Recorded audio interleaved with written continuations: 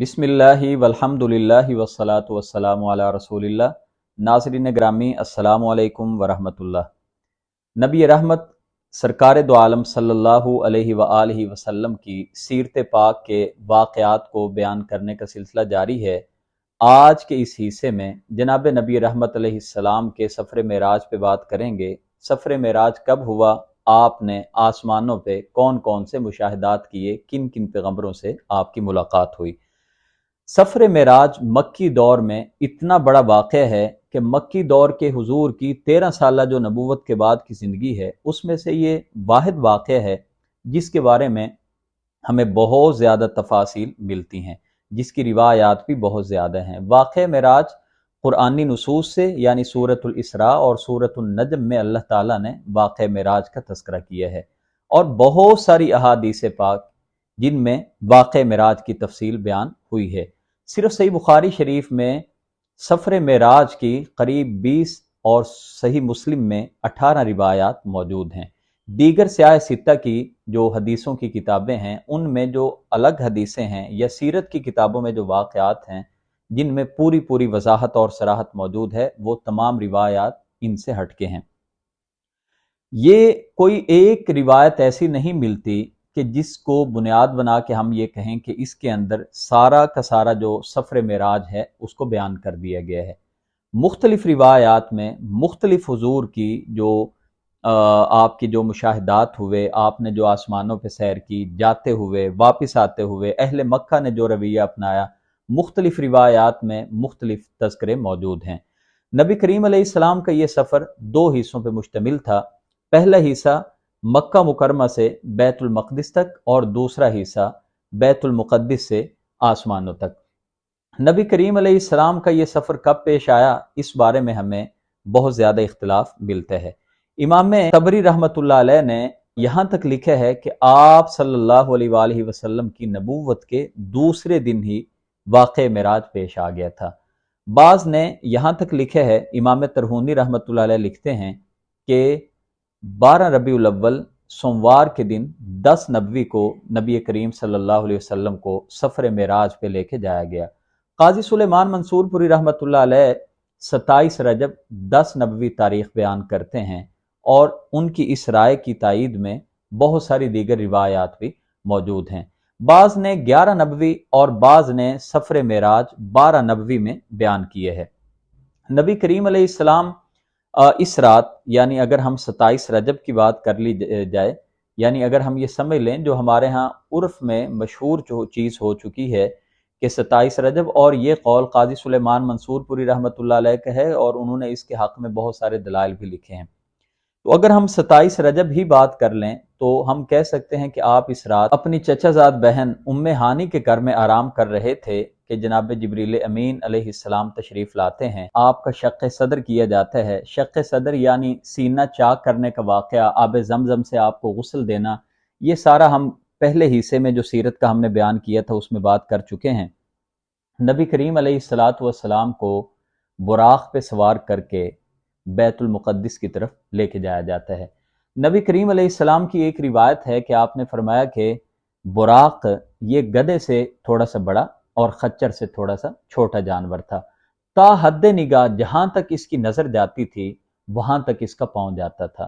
یہ بہت تیز ترین سواری تھی، اور نبی کریم علیہ السلام کے معجزات میں سے یہ واقعہ معراج خود ایک بہت بڑا معجزہ ہے، اور پھر براق جیسی سواری پہ آپ کو سوار کرا دینا، یہ بھی بلا شبہ آپ کا ایک بہت بڑا اعجاز اور خصوصیت ہے جو دیگر انبیاء کو اللہ تعالیٰ نے ایسی خصوصیت اور خوبی عطا نہیں کی۔ نبی کریم علیہ السلام جب بیت المقدس میں پہنچتے ہیں، آپ کی خدمت میں 2 برتن پیش کیے جاتے ہیں، ایک میں دودھ اور ایک میں شراب۔ بعض روایات میں یہ ہے کہ آپ کی خدمت میں 3 برتن پیش کیے جاتے ہیں، یعنی تیسرے میں پانی تھا۔ نبی کریم علیہ السلام نے دودھ والے برتن کا انتخاب کیا۔ آپ سے جبریل امین علیہ السلام فرمانے لگے کہ آپ نے فطرت کا انتخاب کیے ہے۔ نبی کریم علیہ السلام آسمانوں پر تشریف لے جانے سے پہلے تمام انبیاء کی امامت کراتے ہیں، پھر آپ کو لے کے آسمانوں پہ لے کے جایا جاتا ہے۔ سب سے پہلے آسمان پہ جناب آدم علیہ السلام، پھر حضرت عیسیٰ اور یحییٰ علیہ السلام،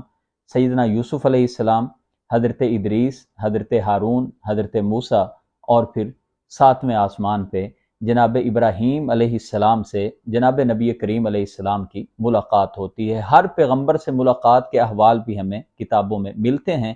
تاہم وقت کی جو کمی ہے اس کے پیش نظر ان تمام واقعات کا یہاں پہ احاطہ اور ان کو بیان کرنا یہ ناممکن ہے۔ نبی کریم علیہ السلام کو سدرۃ المنتہا تک لے کے جایا جاتا ہے، 50 نمازیں آپ پہ فرض ہو جاتی ہیں، واپس تشریف لاتے ہیں، سیدنا موسیٰ علیہ السلام کے کہنے پہ دوبارہ اللہ تعالیٰ سے جا کے فریاد کرتے ہیں، نمازیں کم ہوتی ہیں، 5 نمازیں کم ہوتی رہیں، جب 5 رہ گئیں تو سیدنا موسیٰ علیہ السلام نے پھر ایک بار کہا کہ دوبارہ جائیے، اللہ تعالیٰ سے درخواست کیجئے کہ ان میں بھی تخفیف کر دی جائے، 5 نمازیں بھی ابھی زیادہ ہیں۔ تو آقا کریم علیہ السلام نے فرمایا قد سألت ربی حتی استحییت، میں نے اللہ تعالیٰ سے اتنے زیادہ اب سوال کر لیے ہیں کہ اب مجھے حیا آ رہی ہے۔ نبی کریم علیہ السلام، صحیح بخاری شریف کی ایک روایت میں یہ بھی ملتا ہے کہ جب مجھے آسمانوں کا آپ نے تذکرہ کیا کہ آسمانوں کی سیر کرانے کے بعد جب مجھے اوپر لے کے جایا گیا تو میں نے قلموں کی سرسراہٹ کی آواز بھی سنی، گویا کہ تقدیر لکھنے والی جو قلمیں ہیں شاید ان کا اس حدیث پاک میں تذکرہ ہو رہا ہے۔ پھر یہ بھی ہے کہ مجھے جنت میں لے کے جایا گیا، جنت میں آپ نے احوال دیکھے، دوزخ میں آپ نے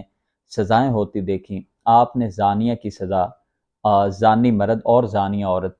سود خور کی سزا، غیبت کرنے والے کی سزا، نبی کریم علیہ السلام نے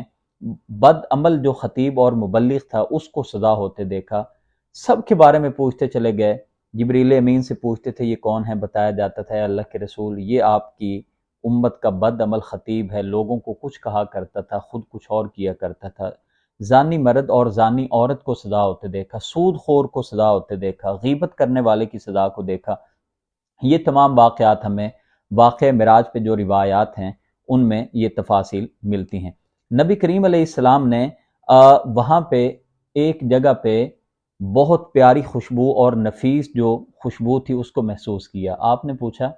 کہ یہ خوشبو کہاں سے آ رہی ہے؟ بتایا گیا کہ فرعون کی بیٹی کی جو مشاطہ تھیں، جو ان کے سر میں کنگھی پھیرتی تھیں، یہ ان کی اور ان کے بچوں کی خوشبو ہے۔ یہ واقعہ یہ تھا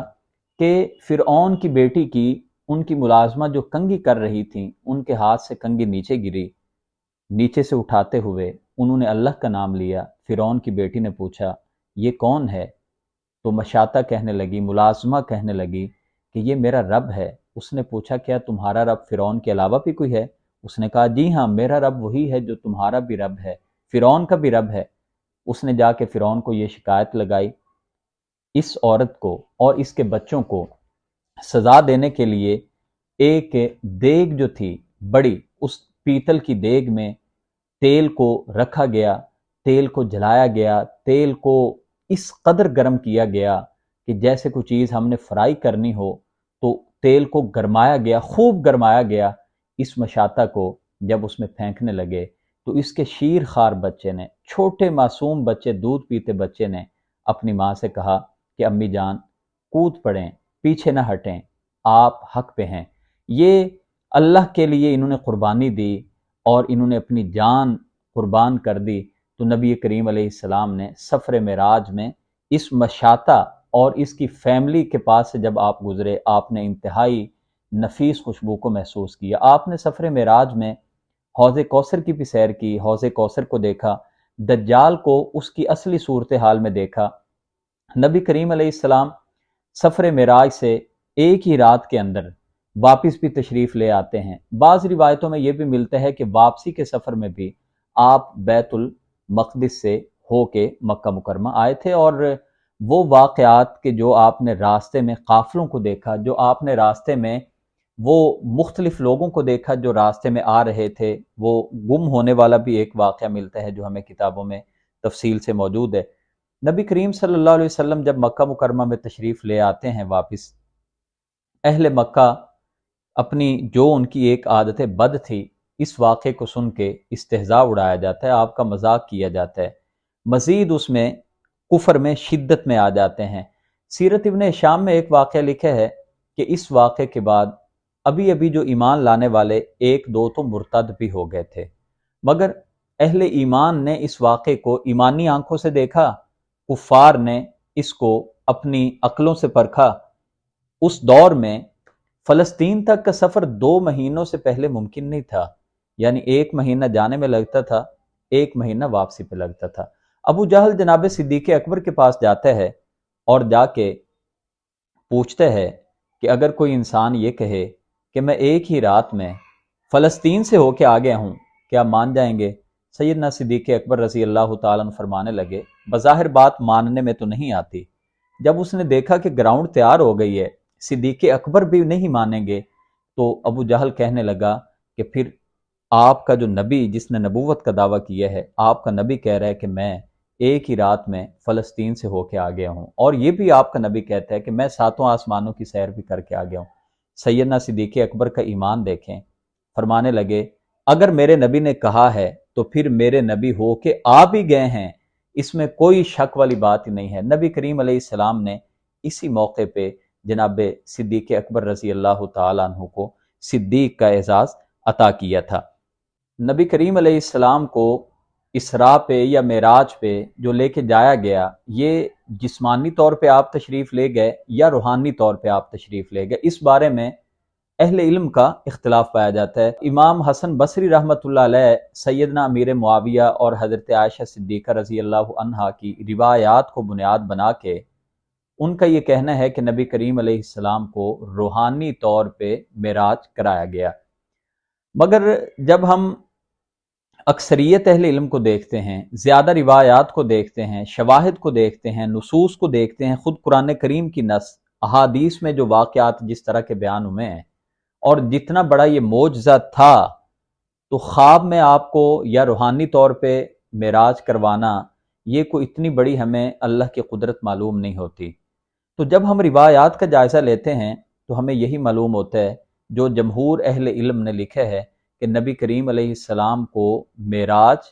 واقعہ اسراء جو ہوا، یہ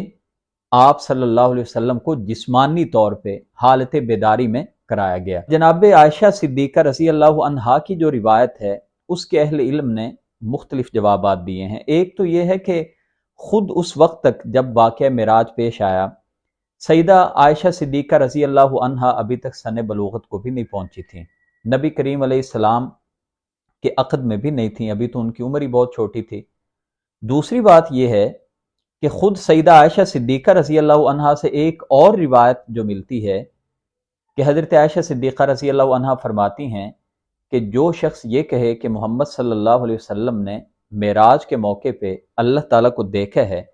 تو اس شخص نے جھوٹ بولا ہے۔ گویا کہ حضرت عائشہ صدیقہ رضی اللہ عنہا کی دوسری روایت خود ہی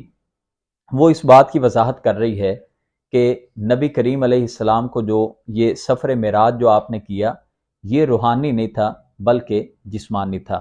اور پھر وہ جو ان کی روایت ہے جس میں ان کا یہ کہنا کہ نبی کریم علیہ السلام کو روحانی طور پہ یہ سفر کروایا گیا، اس کو استنادی حیثیت پہ بھی اس کی جو سند ہے، یعنی وہ کوئی اتنی اوتھینٹک نہیں ہے، وہ اتنی کوئی مضبوط نہیں ہے کہ جس پر اہل علم فوری طور پہ اعتبار کر لیں، اسی لیے استنادی حیثیت سے بھی اس پہ بات کی گئی ہے۔ جناب امیر معاویہ رضی اللہ تعالیٰ عنہ کا یہ جو قول ہے، اس کو آپ کے قول کے ساتھ ہی منسوب کیا گیا ہے، اسی لیے کہ صحابہ کرام رضوان اللہ علیہم اجمعین کا اس بات پہ اجماع جب ثابت ہو جاتا ہے کسی بھی چیز پہ، جب تمام صحابہ کرام کسی ایک رائے پہ جمع ہو جائیں تو کسی ایک آدھے صحابی کی رائے کو وہ اہمیت، وہ مقام حاصل نہیں ہو پاتا جو ایک اجماعی حیثیت کوئی بات اختیار کر لی جائے۔ تو تمام صحابہ کرام رضوان اللہ علیہم اجمعین اس سے پہلے یہ رائے رکھتے تھے اور ان کا اس بات پہ اجماع تھا، سوائے بات کر لی جائے سیدنا امیر معاویہ کی بات کے یا حضرت عائشہ صدیقہ کا، جیسا کہ ایک قول ابھی بیان کیے، تو ان کا اس بات پہ اجماع تھا کہ نبی کریم علیہ السلام کو یہ معراج کا سفر، واقع اسراء جو ہوا، یہ جسمانی طور پہ آپ کو لے جایا گیا۔ دوسری بات یہ ہے کہ قرآن کریم میں اللہ تعالیٰ نے جہاں پہ واقع اسراء کا تذکرہ کیا ہے، اس کا آغاز سبحان الذی سے کیا ہے۔ سبحان کا لفظ استعمال ہو جانا ہی یہ اس بات کی واضح دلیل ہے کہ یہ بہت ہی کوئی غیر معمولی واقعہ تھا۔ نیند کی حالت میں تو سبحان کا لفظ اللہ تعالیٰ استعمال شاید نہ کرتے۔ دوسری بات اسی آیت مبارکہ میں سورۃ الاسراء کی پہلے ہی نمبر کی جو آیت ہے کہ اللہ تعالیٰ نے سبحان الذی اسریٰ بعبدہ، ابد کا جو اللہ تعالیٰ نے لفظ استعمال کیا ہے کہ اپنے بندے کو ہم نے سیر کرائی، تو ابد کا لفظ بھی عربی لغت میں روح اور جسم دونوں پر محیط ہے۔ تیسری گزارش یہ ہے کہ اہل مکہ بھی سمجھ رہے تھے کہ نبی کریم علیہ السلام کو جسمانی طور پہ معراج کرایا گیا ہے، اور یہی اللہ کے رسول نے ان کو بتایا تھا۔ آپ اگر ان کو یہ بتاتے کہ یہ تو حالت نیند میں ہوا ہے یا حالت خواب میں ہوا ہے، آپ بیدار نہیں تھے، تو پھر میرا یہ آپ خود اس کا جائزہ لے سکتے ہیں کہ یہ ممکن نہیں ہے کہ اہل مکہ اتنا زیادہ شور کرتے یا اتنا زیادہ استہزاء اڑاتے۔ تو ان تمام واقعات سے معلوم یہی ہوتا ہے کہ نبی کریم علیہ السلام کو حالت بیداری میں بالکل جاگتے ہوئے جسمانی طور پہ معراج کا سفر کرایا گیا ہے۔ آج کے اس حصے میں اتنا ہی، اگلے حصے میں انشاءاللہ آپ صلی اللہ علیہ وسلم کی تبلیغ جو مکہ سے باہر ہوئی،